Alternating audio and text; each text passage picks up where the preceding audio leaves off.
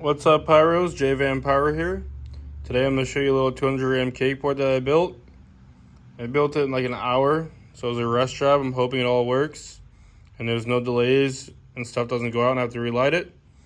But anyways, let's get into what cakes I used. I have Nuclear Fission by Winda, California Legal,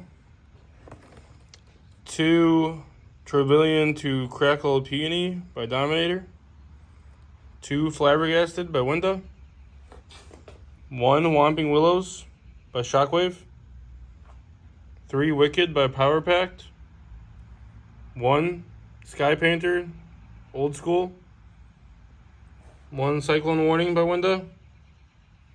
And I got a Mario Bros and a Carolina Coast going up at once. And then an It's a Girl by Dominator. And then 6 Rexosaurus by Pyro Diablo for the finale. And then right after the finale, I have a 10-shot rack set up. This is all going to be going up in like 0.8 seconds. There's Kamihaya shells, Calabunga shells, and Don't Panics in here.